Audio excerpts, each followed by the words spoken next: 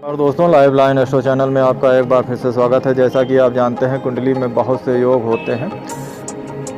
इसी प्रकार कुंडली में एक योग होता है वैधव्य योग, जिसे विधवा योग कहते हैं। वैधव्य योग जो होता है, कौन से भाव से कौन से ऐसे ग्रह होते हैं इसके लिए जिम्मेदार होते हैं, आज बात करेंगे। कुंडली में विधवा योग कब निर्मित हो जाता है। तो दोस्तों, सबसे पहले बात करेंगे कौन से भाव ऐसे होते हैं, कौन से ग्रह ऐसे होते हैं जिनके कारण ये योग बनता है कुंडली में।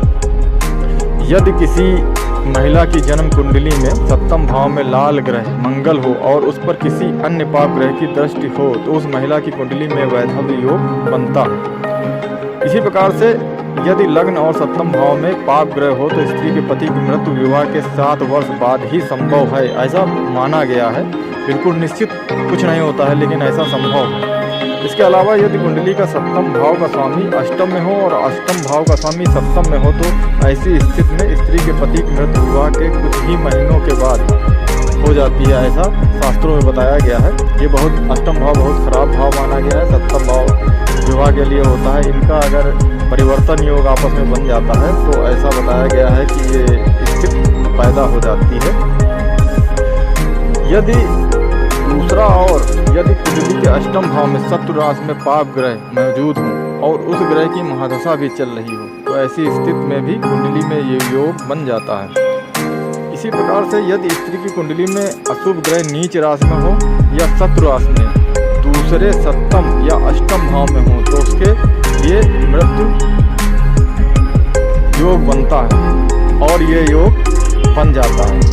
इसी प्रकार से कुंडली का जो कुंडली स्त्री की कुंडली जो होती है उसके अष्टम भाव में सूर्य विराजमान हो, अगर ऐसा बताया गया है कुंडली में कि स्त्री की कुंडली के अष्टम भाव में सूर्य हो तो यह योग पति की अकाल मौत को दर्शाता है, ऐसा शास्त्रों में बताया गया है दोस्तों। लेकिन ये सब संभव तभी होता है जब इनकी महादशा चल रही होती है या अंतर्दशा चल रही होती है।